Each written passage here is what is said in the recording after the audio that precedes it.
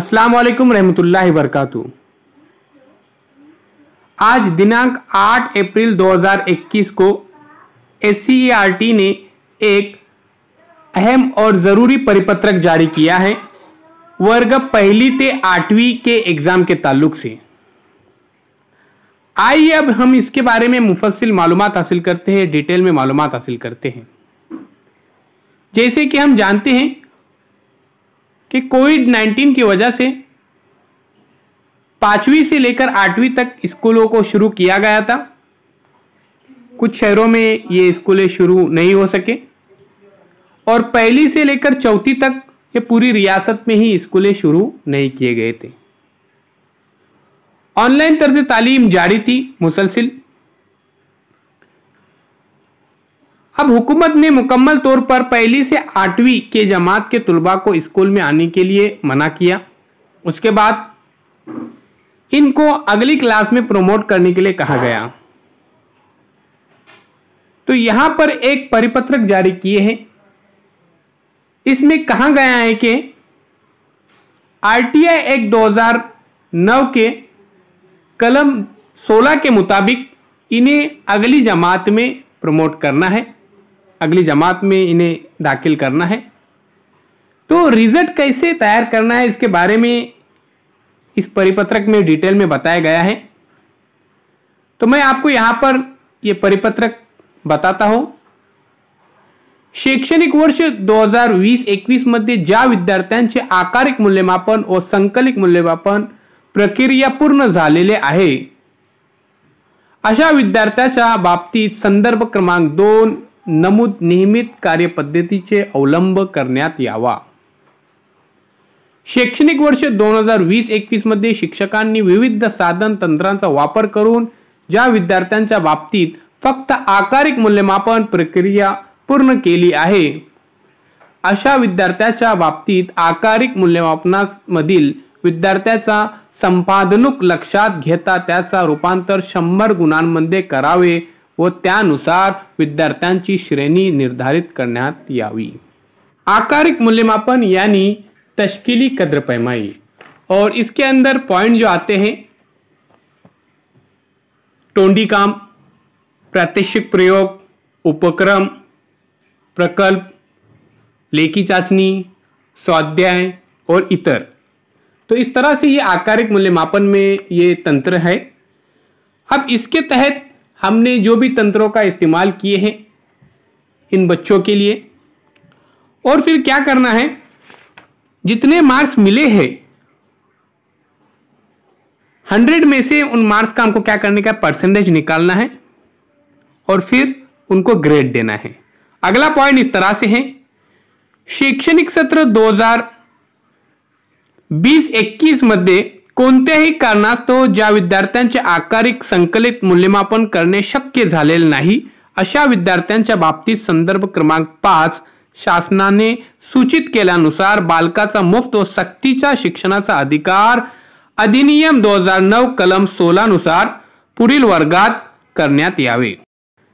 अब इसका मतलब इस तरह से है कि किसी वजह से हमने अगर इनका आकारिक मूल्यमापन नहीं किया है, जैसे ये स्कूल में ही नहीं आए, जैसे हमारे कांटेक्ट में ही नहीं है, किसी अदर स्टेट में है, या फिर कोविड-19 की वजह से हम इनसे संपर्क में नहीं है, तब RTI एक्ट 2009 के तहत इनको क्या करना है, अगली क्लास में प्रमोट करना है, अगली क्लास में इनको दाखिल करना है। अब चौथा पॉइंट देखते हैं। तो चलिए चौथा पॉइंट इस तरह से है। अब चौथे पॉइंट में यह बताया गया है कि अगर Q2 ये ग्रेड से नीचे अगर किसी बच्चे को मार्क्स दिए गए हैं तो इसमें देखिए बालकाचा मुफ्त व सक्तीचा शिक्षणाचा अधिकार अधिनियम 2009 कलम 4 प्रमाणे वयानुरूप दाखल होणारे विद्यार्थी यांच्यासाठी पुढील शैक्षणिक वर्षाचा सुरुवातीस विशेष प्रशिक्षणाचा आयोजन करण्यात यावा। यासाठी राज्य शैक्षणिक संशोधन व प्रशिक्षण परिषद महाराष्ट्र मार्फत विकसित करण्यात आलेले विद्यार्थी मित्र पुस्तिकाची मदत घेण्यात यावी। तसेच नियमित वर्ग अध्यापनाची प्रतिक्रिया पूर्ण करण्यात यावी। तो देखिए अगर C2 है या C2 से नीचे है, C2 तक अगली क्लास में जाएंगे, और C2 से नीचे है तो इसको भी अगली क्लास में डालना है। अगले साल की इब्तिदाई वक्त के अंदर, इब्तिदाई दौर में क्या करना है यहाँ पर, उसके पीछे हमको कुछ मेहनत करना है और फिर उसको आगे प्रमोट करना है। तो चलिए आगे देखते हैं। उपरोक्त प्रमाणे कार्यवाही करताना शैक्षणिक वर्ष 2020-21 मध्ये विद्यार्थ्यांचे नव्याने कोणत्याही विद्यार्थ्याचे ऑनलाइन ऑफलाइन प्रकारे मूल्यमापन करण्यात येऊ नये। यानी हमको ऑनलाइन ऑफलाइन इन दोनों तरीकों से भी क्या करने का, यहाँ पर इम्तिहान नहीं लेना है। इन बच्चों का इम्तिहान नहीं लेना है 2020-21 में जो बच्चे पढ़ रहे हैं पहली से 8वीं। इस बात को ध्यान में रखिए।